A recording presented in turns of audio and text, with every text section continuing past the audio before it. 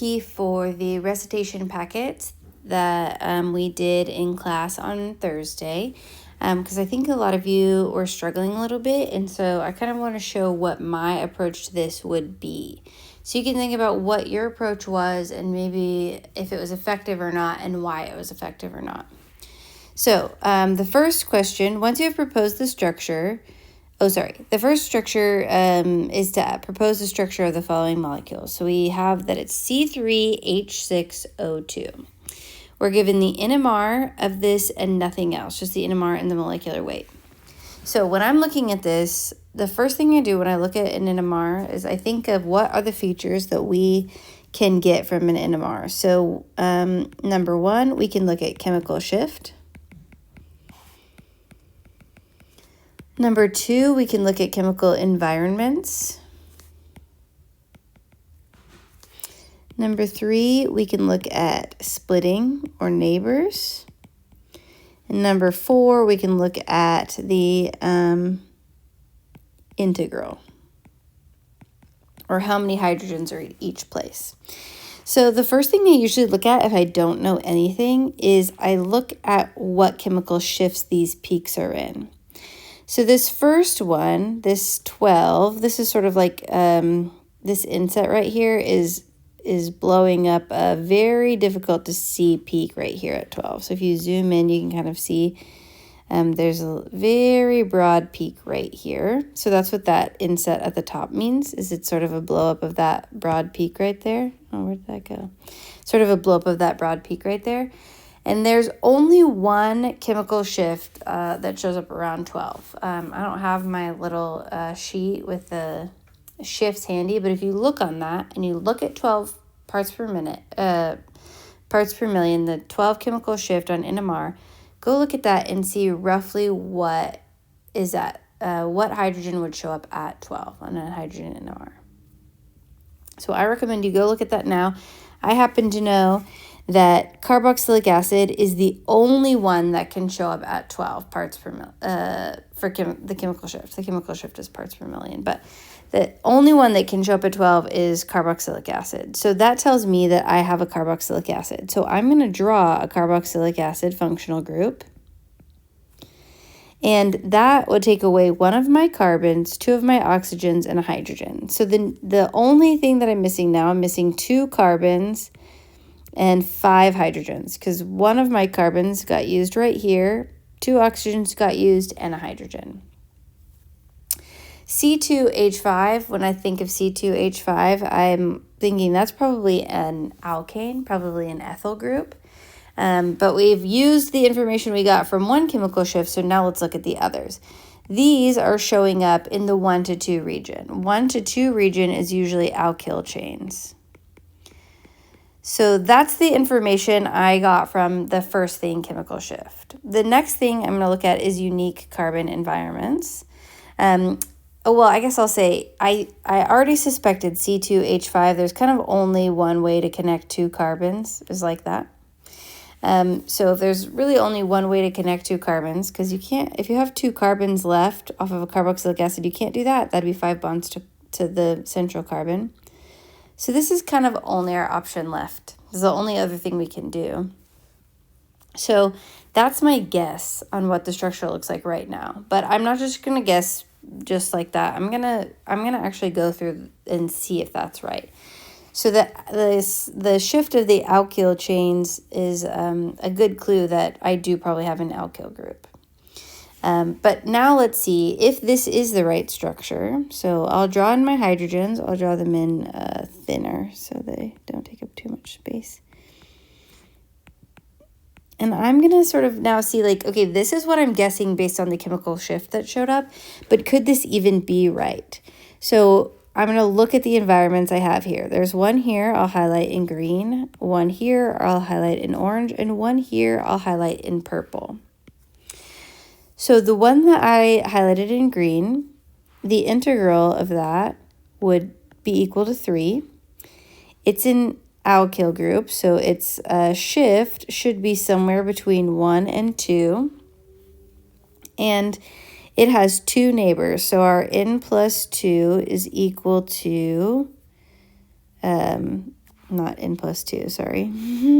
That was a mistake. N plus 1, where N is equal to 2, is 2 plus 1, so that's 3, so that should be a triplet.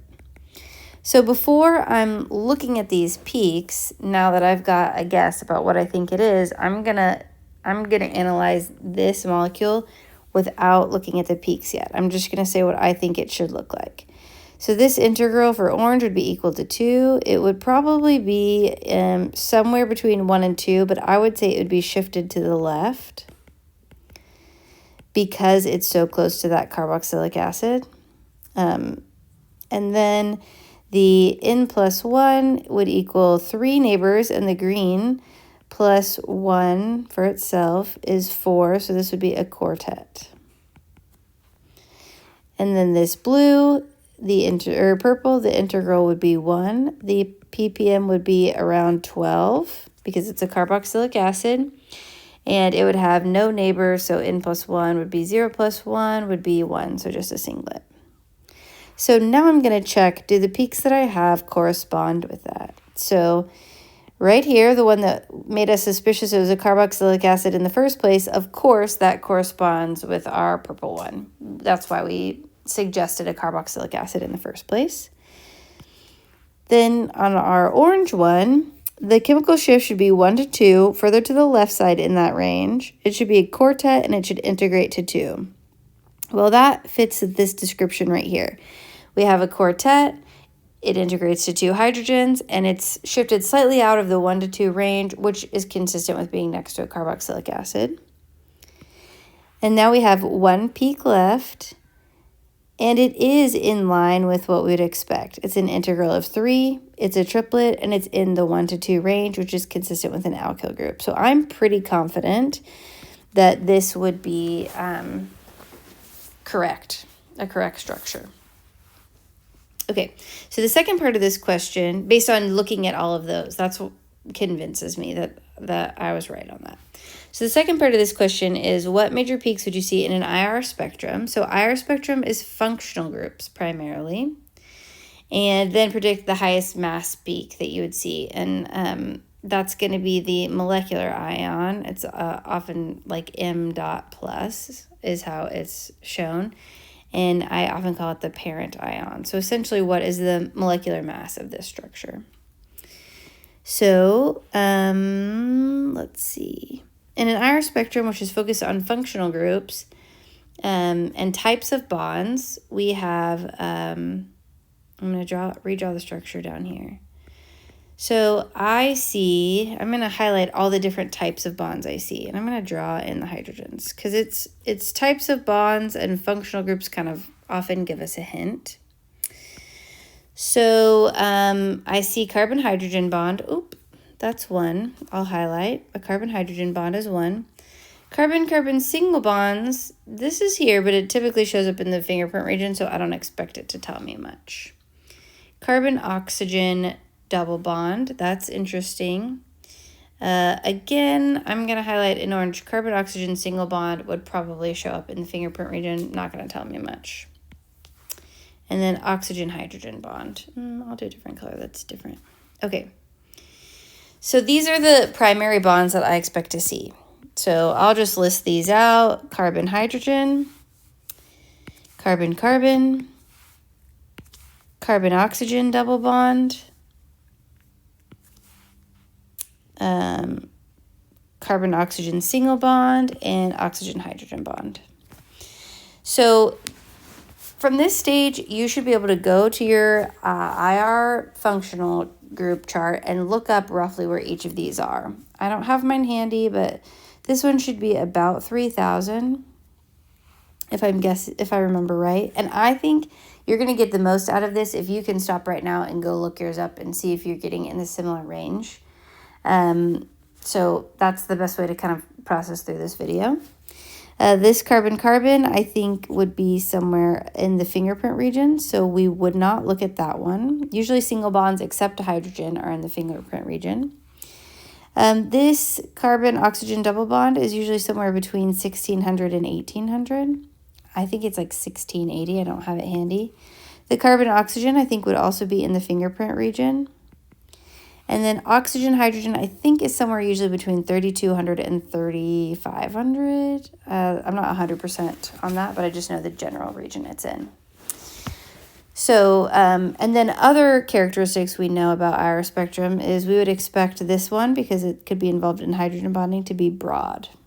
And we would expect this one, because it's pretty polar, to be sort of intense, to go down pretty far.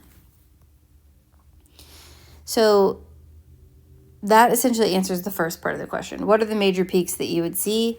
It's not the ones in orange, because they're in the fingerprint region, but if I was trying to double check to make sure I made this molecule and looking at an IR spectrum, I would be looking for these 3 peaks.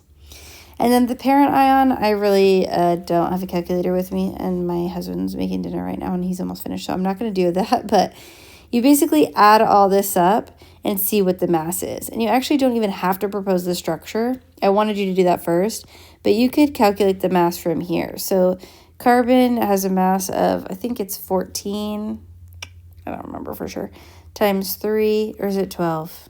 I don't know. It has 2 isotopes. I can't remember off the top of my head. I don't remember off the top of my head. So carbon atomic mass units times 3 you would look at. Hydrogen, that's definitely 1. Times 6 is 6. And then oxygen, I think, is 16, I'm pretty sure. So 16 times 2 is going to be, what's that, 32? So you would add that up, add up the mass of each of these atoms. You don't even need to know the structure to see, like, okay, what is roughly what I'd expect the mass peak to be. So I just wanted y'all to kind of practice knowing what the mass spec is even showing you. Okay, so that's kind of I slowly went through that one to get to process where, okay, this is my process, this is how I'd approach this. So I think now that you've seen me do it, the best way for you to do this next one is to stop the video right now and try it on your own and see what you can get to. So first look for characteristic peaks, look at the splitting and see if that tells you anything, and then see if you can get to something, then I would say go try to suggest the IR peaks. I'm going to do this one a little bit faster. So let's start here with C4H10O. First thing I'm going to look at here is, are there any characteristic peaks? Usually alcohol shows up in the 4 to 5 region. And sometimes they're, depending on what solvent you use, sometimes the broad peak of your hydrogen bonded atom, like your hydrogen bonded to oxygen, fluorine, or nitrogen, can interchange with water, and sometimes it'll get that sharp appearance when it comes from the solvent. So I'm suspicious of this peak being all the way in the 4 to 5 region. That is consistent with alcohol. So I'm suspicious that that could mean that there's an alcohol. Other than that, we don't have a lot of info except that these 2 peaks are in the alkyl region. So we might have to dive deeper here. I'm suspicious that it's an alcohol. We do have an oxygen, and we don't have any peaks that would be characteristic of any other functional group. So I'm going to go all in on alcohol based on the 1 oxygen here. So if we have an alcohol group, and what if I'm wrong? Who cares? I'll try something else. It's not the end of the world. So it's okay to try things. So if we make this alcohol group, then what we have left would be C4H9. So 4 carbons, 9 hydrogens. It's not as easy as the last one where we can automatically know what it's going to look like an ethyl group, but there is a lot of information in the other features of NMR. So we've looked at chemical shift. I'll write those down again. Chemical shift, integral, number of peaks, and splitting. So next I'll look at the integral. So this 1 hydrogen, that's consistent with an alcohol.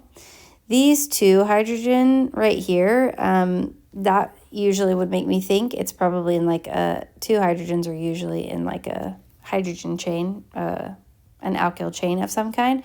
So I'm guessing there's a CH2 group, and because it is so far to the left, I'm like, what is going on here, buddy? I think it could be right next to this oxygen, which is really electronegative, moving it to the left. So I'm suspicious of that. What this integral tells us is there's maybe a CH2 and maybe near the alcohol. Okay, this is really interesting. This is one hydrogen, and it looks like it has 1, 2, 3, 4, 5, 6, 7. You could maybe count these other little 2 ones, but sometimes when they're that small, it's like hard to say for sure. But I would say this seems like it has at least 6 neighbors, but it could have more neighbors than that. So it could have 8 neighbors. So yeah, because those little peaks, yeah. So I think this could have all the way up to 8 neighbors because there's 9, and it's the n+1 rule equals x plus 1 equals 9 minus 1. So x equals 8. So this could have 8 neighbors, which is crazy. That tells us a lot of information. How could a carbon have 8 neighbors? How could a hydrogen have 8 neighbors? Well, right next door, we have this integral that's 6 hydrogens. So if all 6 of these hydrogens are in one environment, and 2 hydrogens are in one environment, and this has 8 neighbors, that makes me think there is 1 hydrogen on a carbon. Next door, there's 2 hydrogens, and then on the other side, we'd have to have some kind of group that would give us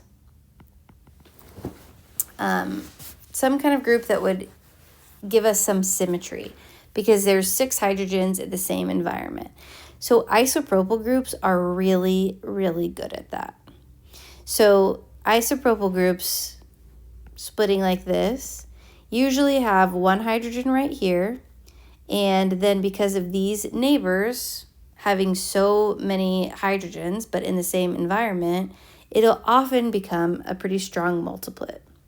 And because there's 2 on the other side, I could see these 2 and these 6 adding up to 8, which gives us our 9 splitting pattern. So that is how I essentially am going to end up at suggesting we have an OH, we have a carbon next to our OH, and then another carbon with an isopropyl group here. And that gives us our 1 oxygen. It gives us 1, 2, 3, 4 carbons. And then it gives us 2 hydrogens here, 1 hydrogen here.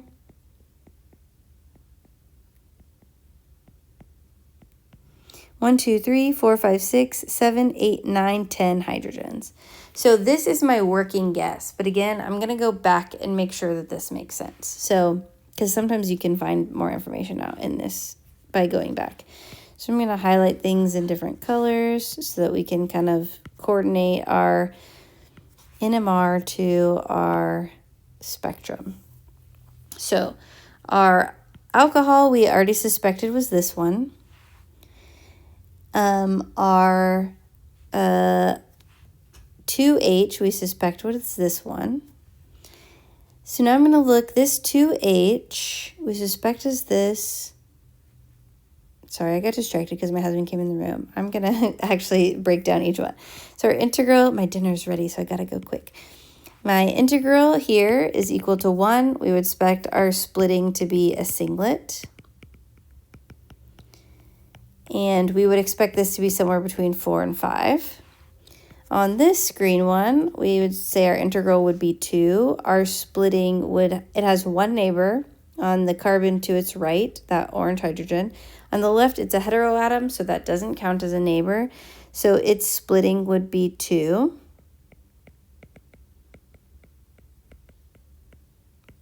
And we would expect it to be, typically would start in the 1 to 2 region, but we'd expect it to be left shifted because it's next to an electronegative atom. Our orange would be an integral of 1. as I mentioned before, it has 8 neighbors, so we would think our splitting would be 9. A nonette, I think is what that's called, but I don't know for sure. Usually we just say multiplet. And we would expect it to, again, be in the 1 to 2 range, but lefter compared to the other two groups, but not as far left as the green one. And last but not least, our purple integral would be 6. It has only one neighbor to this environment. We count all these hydrogens as being the same, so there's only one adjacent carbon and only one adjacent hydrogen to split. So our splitting would equal 2, so it would be a doublet. Sometimes I say duet for that, but it should be doublet. I don't know why I want to call it a duet, like in music. So it would be a doublet, and then this would be furthest to the right in the 1 to 2 range. And so I can see my peaks match up with that. So the green one does do exactly what I expect. My green one is integral to 2. Its splitting is a doublet, and it's left shifted even all the way out into 3. That doesn't surprise me for being close to a hydrogen. This has 9 neighbors, and so with its 9 neighbors, it integrates to 1. That makes sense for the isopropyl. And the 6 hydrogens has a doublet splitting, and it's in the range that we would expect as well. So all these, to me, look like we're on the right path. Then if I'm going to do IR, the only key peaks would be the OH peak for the alcohol, the OH bond. That would be around, I think somewhere between 3,200 and 3,500. And then the CH would be around 3,000 somewhere, I think. Don't hold me to that 100%. Make sure you check it with your own chart. And then, again, you can just do the mass by multiplying the atomic mass units by the number of each atom, and that would be the mass peak that you would see. So hopefully that was helpful. I didn't anticipate making a video for each of these, so I wanted to go a little bit quickly. If you have questions, feel free to come to office hours, go to PLTL, but definitely solidify this because you're going to be doing questions more like this on your test. Not exactly like this, but more like this on your test. All right, happy studying.